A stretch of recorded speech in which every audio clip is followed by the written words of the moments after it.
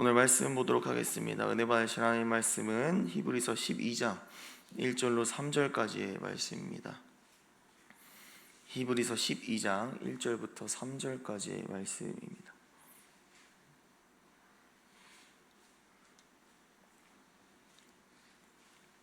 히브리서 12장 1절부터 3절까지의 말씀 다 같이 합독하시도록 하겠습니다. 시작. 이러므로 우리에게 구름같이 둘러싼 허다한 증인들이 있으니 이는 무거운 것과 얼매기 쉬운 죄를 벗어버리고 인내로써 우리 앞에 당한 경주를 하며 믿음의 주요 또 온전하게 하시는 이인 예수를 바라보자.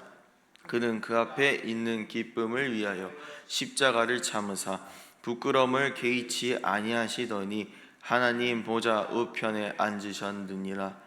너희가 피곤하여 낙심하지 않기 위하여 죄인들이 이같이 자기에게 거역한 일을 참으신 이를 생각하라. 아멘. 할렐루야. 오늘 저는 히브리서 12장 1절부터 3절까지의 말씀을 중심으로 예수를 사모하고 바라보고 생각하라 라는 제목으로 말씀을 나누고자 합니다. 이 히브리서 12장은 하나님께서 우리에게 주시는 징계에 대하여 설명하고 있습니다. 이를 위하여 오늘 1절부터 3절을 중심으로 보도록 하겠습니다. 1절에서 구름같이 둘러싼 허다한 증인들이 있다 라고 말합니다. 직전에 나온 히브리서 11장은 다들 아시듯이 믿음장이라고 합니다.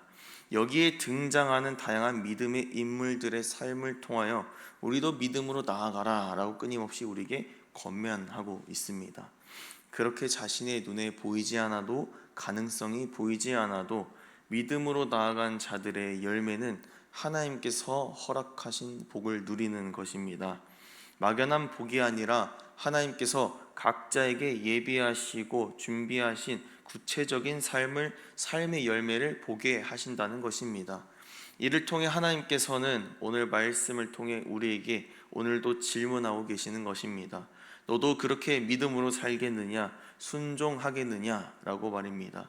그러므로 말미암아 이 믿음의 인물들은 허다한 증인이 됩니다. 하나님의 열매를 맛본 그들은 이 믿음의 산 증인입니다. 이제 후발주자로서 다음 세대로서 살아가는 우리들도 믿음으로 살아가야 합니다. 그러나 믿음의 삶을 방해하는 것이 등장을 합니다. 바로 무거운 것과 얼매이기 쉬운 죄입니다. 무거운 것이라는 단어를 원어로 보면 오그코스라고 하는데, 이는 질량이 매우 커서 다른 것을 구부러뜨릴 만한 무거운이라는 뜻을 가지고 있습니다. 또한 얼메이다라는 단어는 우퍼 이스타코스라고 하며 이 모든 것이 잘 둘러싸진 이라는 뜻을 갖고 있습니다. 즉 매우 무겁고 우리를 둘러싸고 있는 죄가 믿음의 여정을 방해한다는 것입니다. 만일 무게추를 우리 허리에 메고 달리기를 하면 어떻게 되겠습니까? 가려고 하는 거리에 도달도 하지 못할 뿐더러 몸이 망가지기 시작할 것입니다. 그런데 우리에게 주님은 뭐라고 말씀하십니까? 1절에 너희 앞에 있는 경주를 뛰어라 라고 말씀을 하고 계십니다. 무엇인가 앞뒤가 안 맞는 말씀을 하시는 것 같습니다. 그러나 주님께서는 우리에게 최고의 방법과 노하우를 알려주시고 계십니다. 2절에서 예수를 바라보라 라고 하십니다. 이는 단순히 목표물만 보고 달리라는 주님의 억지가 아닙니다. 부가적으로 앞에 어떤 표현이 있습니까? 믿음의 주요 온전하게 하시는 이라고 설명을 하고 있습니다. 이는 우리가 어떻게 할 수 없는 무겁고 둘러싸는 죄악을 예수께서 해결해 주신다는 약속의 말씀인 줄로 믿습니다. 믿음은 우리가 하나님의 손을 잡고 살아가는 것이 아닙니다. 하나님께서 강권적으로 우리의 손을 잡고 가실 때에 그냥 그 손을 의지하여 따라가는 것이 믿음입니다. 오늘 주님께서 말씀하십니다.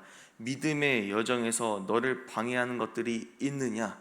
나에게 말해라. 내가 해결해 주겠다 라고 말씀하시며 우리를 위로하시는 사랑의 목소리인 줄 믿습니다. 더 나아가 이렇게 주님께서 위로와 도전의 말씀을 주시는 이유는 우리가 당한 고난과 역경이 얼마나 힘든지 너무나도 잘 알고 계시기 때문입니다. 만일 이제 첫째를 낳으려는 임산부에게 어떤 사람이 힘이 되겠습니까? 아이를 낳고 키워서 자신을 독립을 시킨 부모님이 힘이 되겠습니까? 아니면 이제 갓 결혼한 남편이 되겠습니까? 주님은 이미 우리의 아픔과 상처를 너무나도 잘 아십니다. 단순히 창조자시고 전능자여서가 아니라 예수께서는 우리의 죄악과 상처, 질병을 그의 몸에 직접 짊어지시고 대신 죽어주셨기 때문에 완전히 공감하실 수 있다는 것입니다. 제가 방금 드린 질문의 답은 무엇입니까? 나를 키우시고 기르신, 독립시킨 나의 부모님만이 나의 고통을 온전히 공감할 수가 있다는 것이지요.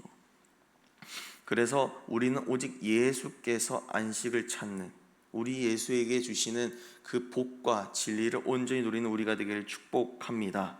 예수님께서는 십자가를 지실 때에 그의 육체는 상하고 찢기고 피가 분수처럼 터질지라도 예수님의 마음에는 기쁨이 있었습니다. 그렇기 때문에 십자가의 부끄러움을 개의치도 아니하시고 고통을 피하지도 않으셨다라고 2절에서 설명하고 있습니다.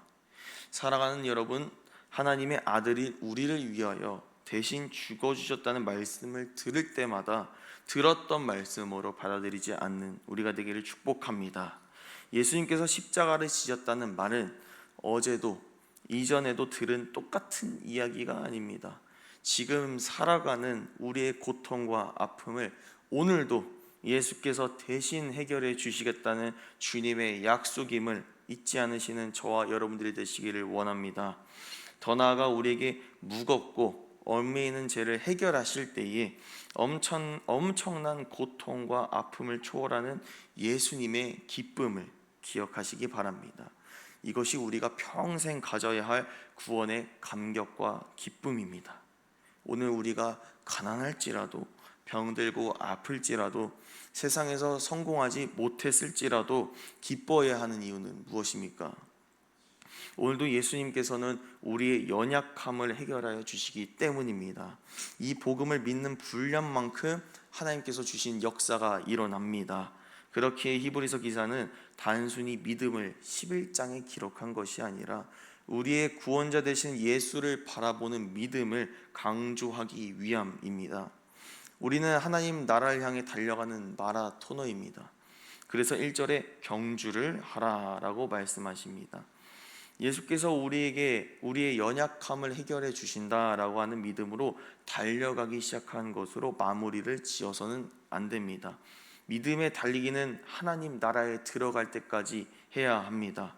이를 위하여 3절에서 이렇게 말합니다. 오늘 3절 말씀을 보도록 하겠습니다. 히브리서 12장 3절 말씀 한번 읽어보겠습니다. 시작. 너희가 피곤하여 낙심하지 않기 위하여 죄인들이 이같이 자기에게 거역한 일을 참으신 이를 생각하라. 아멘.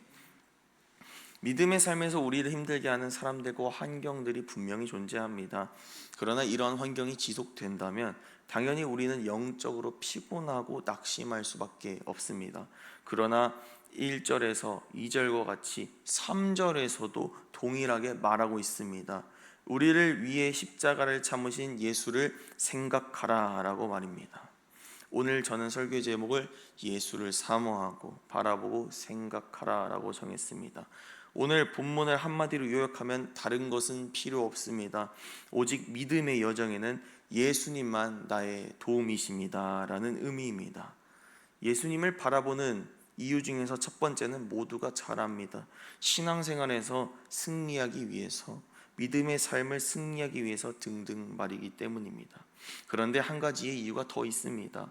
히브리서 12장 9절의 말씀을 보도록 하겠습니다. 한번 읽어볼까요? 시작.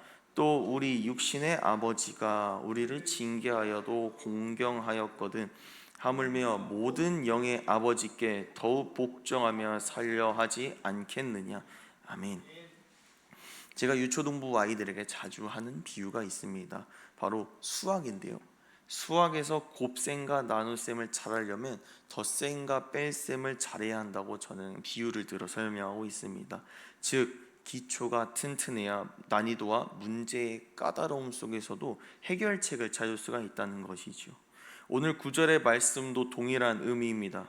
믿음장 히브리서 11장은 그리고 12장은 이 여기서 나오는 주님의 징계는 얼핏 보면 문맥이 흐트러지는 것 같습니다. 그러나 우리에게 믿음의 권면을 주고 있다는 것이지요.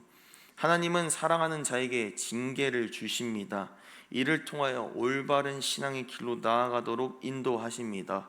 지금의 부모님도 자녀들을 징계하고 훈육을 할지라도 아이들은 부모님을 사랑합니다. 이와 같이 하나님께서 우리에게 징계를 하신 것의 중심에는 바로 사랑이 있다는 것입니다. 즉 하나님을 사랑하기 위해서는 지금의 부모님을 사랑하고 공경하는 기초가 있어야 합니다.